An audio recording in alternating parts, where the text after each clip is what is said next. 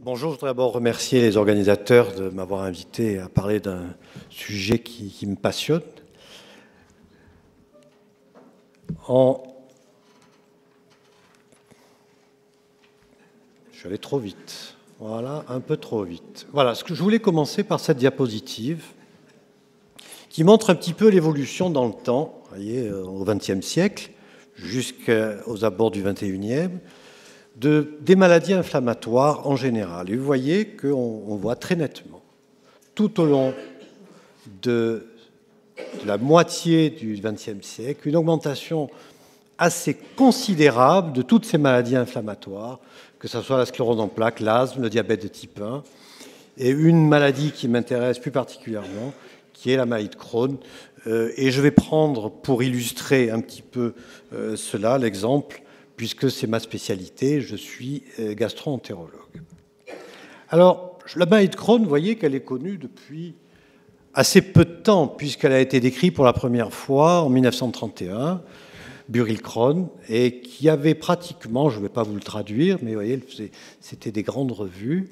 Le JMA, c'est une des plus grandes revues américaines de pathologie, de médecine, et il avait décrit la maladie comme on la décrit maintenant, une maladie inflammatoire avec des processus de retrécissement à la lumière de l'intestin, des fistules, etc. Donc une espèce d'horreur qu'il faut bien comprendre. Alors vous voyez que c'est une inflammation, parce que je sais qu'il n'y a pas que des médecins dans la salle, donc il vaut mieux savoir de quoi on parle. Et vous voyez, là j'ai schématisé, j'ai repris un schéma qui est assez connu. Décidément, je n'arrive pas à utiliser... Ça va tout seul, là. Hein, il y a un petit souci. Je ne veux pas encore la conclusion. C'est un petit peu tôt. Je dévoile mes diapositives, ce qui n'est pas très gênant, mais enfin quand même. Sinon, au pire, vous avez des flèches. Voilà, je crois que je vais prendre les flèches. Hein. Ça sera peut-être mieux. Voilà. Donc, le tube digestif, c'est une maladie. Décidément, on touche n'importe quoi et ça bouge. Voilà. C'est une maladie qui touche tout le tube digestif.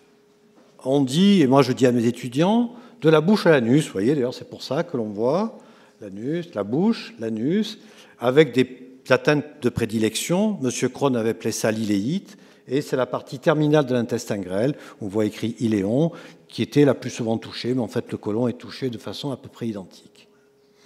Alors, il y avait une autre affection, je n'en parlerai pas vraiment, qui est un peu cousine, c'est la rectocolite hémorragique, même s'il y a des liens entre ces deux maladies.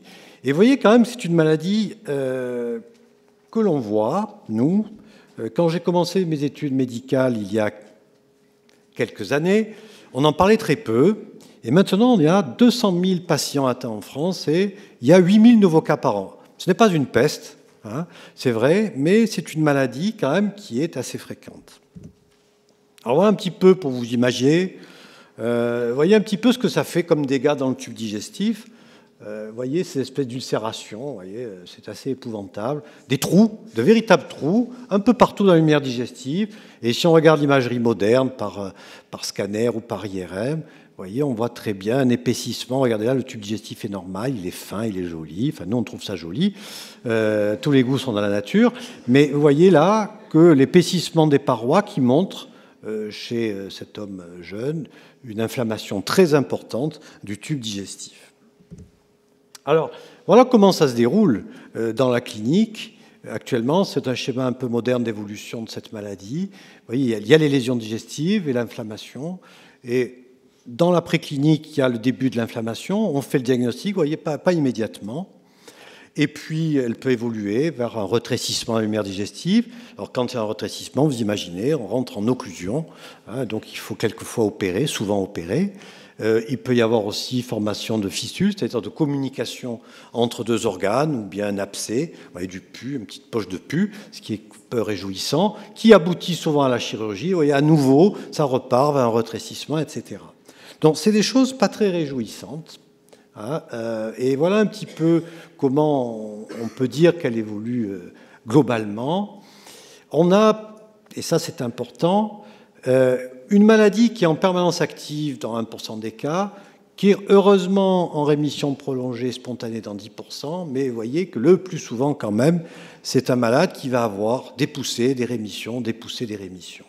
Cette maladie est suffisamment grave pour motiver des hospitalisations. Et vous voyez que globalement, quand on regarde dans la littérature, la durée moyenne de séjour pour ces malades jeunes, c'est de 8 à 9 jours, avec un taux annuel d'hospitalisation de 20%, ce qui est quand même important au point de vue temps. Et vous voyez qu'en général, la majorité des hospitalisations ont lieu la première année suivant le diagnostic. Ce qui est important aussi, c'est que dans la moitié des cas, ces gens vont être opérés dans les 10 ans.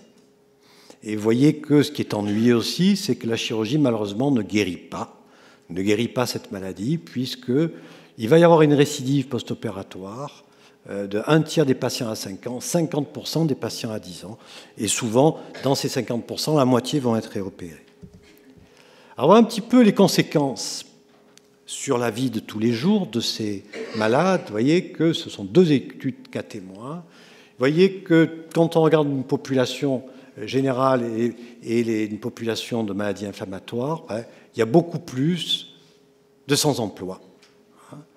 Alors, c'est beaucoup plus chez la femme que chez l'homme, ces problèmes environnementaux et de travail.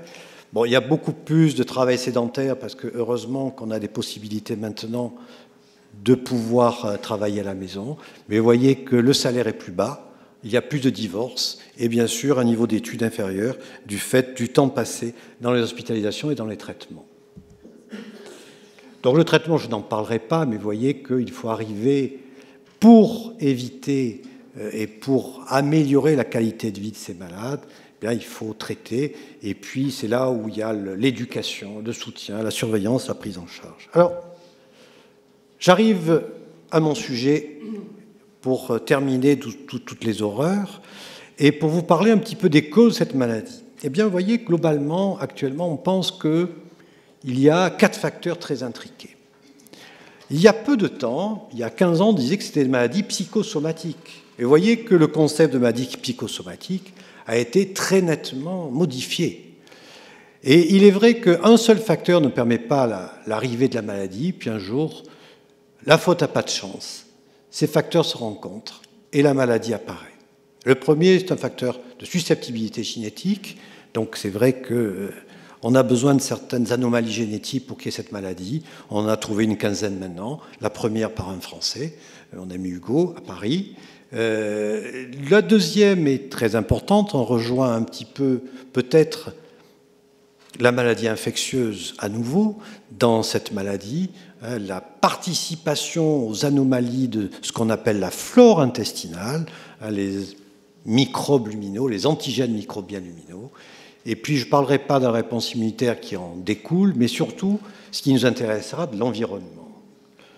Alors, est-ce qu'il est vraiment certain que l'environnement a une part importante dans la physiopathologie de ces lésions? Eh bien, oui.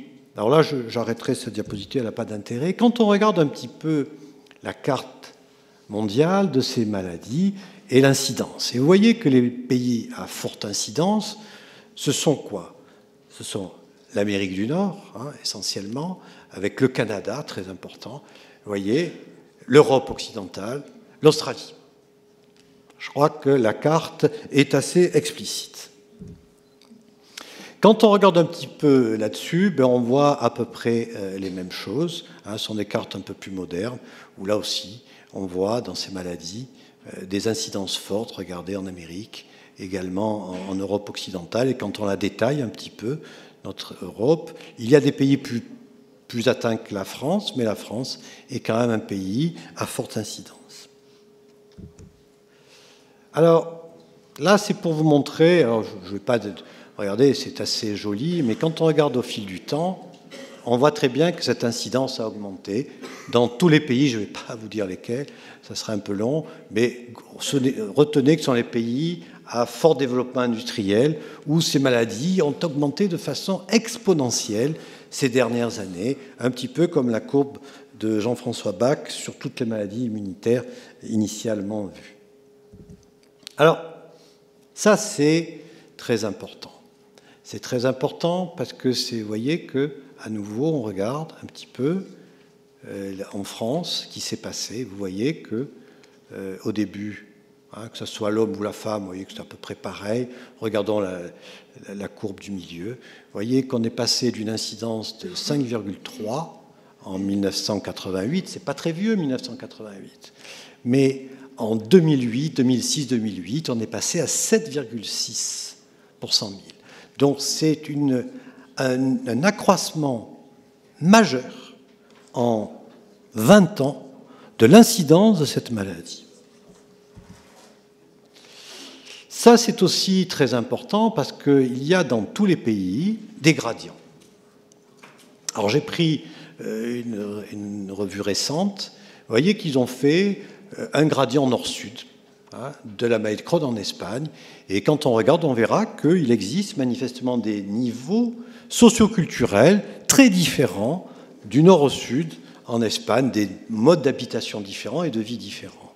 Et on retrouve la même chose au Canada, et là ce n'est pas un gradient nord-sud, mais c'est un gradient est-ouest, avec un niveau d'urbanisation beaucoup plus important sur l'est que sur l'ouest. Et vous voyez qu'il y a manifestement un facteur environnemental majeur dans l'apparition, dans la physiopathologie, l'apparition de ces maladies. Encore pire parce que quand on regarde un petit peu comment ça se passe en fonction de l'âge, et quand on regarde l'incidence de ces maladies, on voit que globalement, à partir de 45-50 ans, l'incidence n'évolue pas. En revanche, elle est croissante chez le jeune. Et là, c'est encore plus net, vous voyez, dans les groupes d'âge, on voit que l'incidence pour 100 000 habitants est majeure dans la population jeune et qu'elle est beaucoup moins importante dans les populations mûres, on va dire. Ça, pour les épidémiologistes, cela veut dire une chose, c'est que l'environnement a un rôle majeur dans la genèse et dans l'apparition de cette maladie. Pour eux, c'est un critère majeur. Je ne suis pas épidémiologiste, mais le constat est, je le disais tout à l'heure en aparté, que je ne suis pas pédiatre, mais malgré cela, je vois de plus en plus arriver à ma consultation des jeunes de 12 ans, 13 ans, qui ont cette maladie. Et manifestement, il existe des formes de plus en plus jeunes de ces maladies. Et ça, c'est pour les épidémiologistes un facteur puissant de cause avec l'environnement. Alors voilà un petit peu dans le monde, on voit que partout, où qu'on soit, il y a une augmentation. Alors je prends la chroniovale recto-covid, mais peu importe, vous voyez qu'il y a une augmentation très nette au fil du temps dans tous les pays.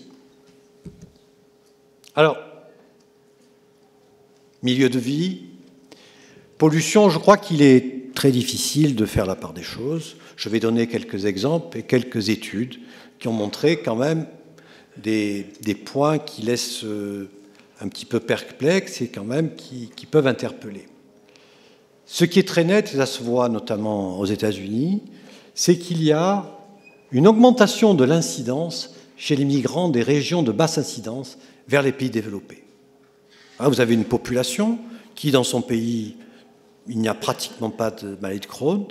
Elle se déplace d'un pays où il y a une forte incidence, et bien là, apparaissent dans cette population migrante, au niveau de la première génération souvent, des maladies. Ça, je ne veux plus, je retourne. Le deuxième point aussi, qui a été très net, c'est la différence d'incidence sur un même continent entre Hong Kong et la Chine populaire. Eh bien, là aussi, il y a 10 fois plus de maladie de Crohn à Hong Kong qu'en Chine populaire. Enfin, alors ça, c'est peut-être moins net actuellement, c'est en train d'être un peu décrié, mais dans les années 2000, 3 études avaient montré qu'il y avait plus de maladie de Crohn en milieu urbain qu'en milieu rural. Alors, ça avait une explication. Ce schéma est assez joli. Vous voyez qu'il y a la génétique, il y a l'environnement, le mode de vie. Il y a donc, ça influence tout notre génotype microbien intestinal, avec, je ne détaillerai pas les mécanismes immunitaires, mais vous voyez que des déclenchements pathologiques au niveau de la lumière digestive et des processus d'inflammation qui s'installent. Donc, je voulais laisser surtout pour vous faire remarquer que ce n'est pas nouveau, ça date de 2008, c'est pas très vieux. Hein. Déjà, ce type de schéma existait. Je n'arrêterai pas là-dessus, ça n'a pas d'intérêt, c'est pour détailler un petit peu tous les facteurs environnementaux. Je vais en reprendre quelques-uns. Alors, les facteurs diététiques, alors, vous voyez qu'ils ont été très largement étudiés. Oubliez cette diapositive, on va la résumer là. Alors, ce qui est très net, et vous voyez qu'on rejoint un petit peu certains types d'alimentation, qu'aime bien la population jeune d'ailleurs, hein, ce sont les douceurs. Hein, les douceurs, les Américains appellent ça les sweets. Hein, et on s'est aperçu que souvent, c'est associé au tabac. Et le tabac, on le sait, dans la maladie de Crohn, est un facteur délétère majeur, hein, puisqu'on arrive même à conseiller à nos malades d'arrêter de fumer pour éviter les récidives. Donc, et c'est souvent l'association douceur, hein, sucre, un certain type de sucre, qui est un facteur important. Le deuxième facteur sont les graisses. Et vous voyez quand même, alors après ça a été un petit peu décrié, mais moi ça m'avait un petit peu marqué, on a pu diagnostiquer les premiers cas de maladie de Crohn en France, en Europe, à l'introduction de la margarine. Donc, je ne sais pas, la margarine c'est un ensemble de graisses un peu particulier, mais c'était très net. Alors après, ça a été plus ou moins, on fait moins, les margarines ont un peu changé depuis. Hein, il y en a certaines qui sont mieux adaptées. Mais à l'époque, la margarine telle qu'elle était, comme par hasard, il y a eu une émergence de maladie de Crohn à ce moment-là. Et ce qui est certain, c'est qu'il est probable qu'une alimentation riche en acides gras oméga 6, ces fameux oméga 6, est pas très bonne pour le tube digestif. Et souvent, c'est la diminution des oméga 3, les bons, on va dire, les bons acides gras, qui peut être responsable. On a également noté dans les études épidémiologiques une augmentation des protéines animales et de lait. Alors, vous avez vu ce matin, M. Lebras parlait qu'on mangeait trop de protéines animales. Bon, mais pas les États-Unis, alors que quand même, il y en a beaucoup aux États-Unis. Et puis, quelque chose de très nouveau, puisque ça a quelques mois, on s'est rendu compte que la carence en vitamine D était aussi un facteur physiopathologique très important dans l'émergence de cette maladie. Les médicaments.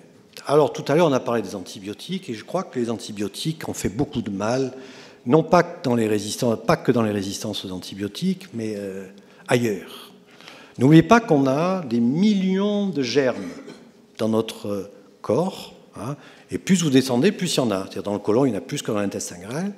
Et que vous imaginez bien que chaque fois que vous absorbez des antibiotiques, quelle que soit la cause, quelle que soit la forme dont vous utilisez ces antibiotiques, que ce soit pour une angine, bon, là il le faut, mais aussi dans la viande parfois que vous mangez, hein, puisque même si on se défend, je suis sûr qu'on continue à utiliser les antibiotiques en utilisation vétérinaire, et que ces antibiotiques, vous en retrouvez des traces partout, et que ces antibiotiques vont avoir manifestement un rôle délétère sur votre flore digestive, votre flore intestinale, et cette flore intestinale, c'est le début de la maladie. Alors, je viens de parler des antibiotiques, mais il y en a d'autres qui sont apparus et qui émergent 20e, 21e siècle, la contraception orale chez la femme. Manifestement, la contraception orale est probablement une partie causale de l'émergence de la maladie de Crohn chez la femme. Ça a été prouvé, surtout la partie œstrogène qui n'est pas très bonne. Les anti-inflammatoires non stéroïdiens qui sont utilisés plus que largement. Et puis récemment, une étude suédoise a montré que dans la maladie de Crohn, on consommait plus de vitamine A, il y avait une hypervitaminose A, notamment le traitement de l'acné. N'oubliez pas que c'est la base du traitement de l'acné et que c'est peut-être pas forcément toujours bien d'augmenter anormalement une substance dite naturelle à des visées thérapeutiques. Alors ça, c'est quelque chose qui m'a toujours intéressé, parce que j'y crois vraiment. Vous voyez, le premier auteur est Jean-Pierre Hugo, et celui qui a montré, un des premiers au monde, a montré la participation génétique à ces maladies, à l'INSERM à Paris, Unité INSERM à Paris. Et il a fait cet article publié dans le Lancet, qui est quand même une revue de renommée internationale, et qui montrait que l'hypothèse de la chaîne froide. Alors, c'est-à-dire, la chaîne froide, c'est-à-dire que vous avez un aliment dans le congélateur, vous le sortez de votre congélateur, et vous le laissez un certain temps, comme ça. Eh bien, ça permet la pullulation, ça a été prouvé, vous voyez, je ne suis pas infectiologue, mais de certaines formes de Yersinia, de Listeria, mais également de ce qu'on appelle la mycobactérie avium parvium, etc. Et probablement que ces proliférations modifient votre flore intestinale et participent à la genèse. Donc, vous voyez qu'on utilise depuis 20-30 ans la congélation, et que depuis 20-30 ans, il y a une augmentation des maladies inflammatoires de ce type. Donc, on ne peut pas l'ignorer. La dernière hypothèse, qui est plus ou moins avérée, c'est, vous voyez, c'est l'excès d'hygiène. Voilà. C'est une hypothèse très américaine, et parce que certaines études épidémiologiques avaient montré qu'il y avait des facteurs qui faisaient penser que l'excès d'hygiène pouvait être responsable, en partie, de la genèse de ces maladies, et notamment, par exemple, le rang de naissance. Plus vous naissez tard dans la fratrie, surtout dans les familles nombreuses, voyez, pauvres, avec beaucoup d'enfants, moins vous avez de chances d'avoir une maladie de Crohn. Parce que vous profitez des microbes des enfants précédents et des frères et sœurs précédents. Ce qui est important aussi, c'est qu'il y avait moins de maladies de Crohn quand on vivait en promiscuité, notamment vous allez à Bombay, dans certains bidonvilles, là, il y a d'autres problèmes, vous me direz, d'autres problèmes infectieux, mais en tous les cas, il semblerait que la promiscuité permette d'éviter l'apparition de ces maladies. L'eau du robinet, en revanche, c'est un facteur délétère. Vous voyez, il vaut mieux boire l'eau du puits que l'eau du robinet. Bon, je ne suis pas certain qu'il faille le retenir vraiment. L'utilisation de l'eau chaude aussi, voyez, et puis, bien sûr, les aliments contaminés. Pourquoi ? Bien, l'hypothèse, c'est que quand vous avez ces facteurs, vous diminuez l'exposition aux antigènes environnementaux, donc vous avez après une réponse immunitaire inappropriée, donc vous risquez de faire la maladie. Alors ça, vous voyez, c'était pour l'anomalie de la flore commensale, donc juste pour vous montrer qu'il y a des germes qui pénètrent et qui finissent, vous voyez, qui permettent après d'activer des tas de processus immunologiques et qui se traduisent par des altérations de la muqueuse, donc de l'inflammation. Donc, je voulais juste vous montrer ces quelques diapositives pour conclure que, est-ce que il faut suivre la Big Apple avec McDo, ou est-ce qu'il faut aller vers le bio et le Larzac? Bon, peut-être qu'il y a un juste milieu, mais que certainement, ça, c'est pas forcément génial dans tous ces processus environnementaux qui favorisent l'émergence et la prolifération, je dirais, de ces maladies inflammatoires chroniques. Merci de votre attention.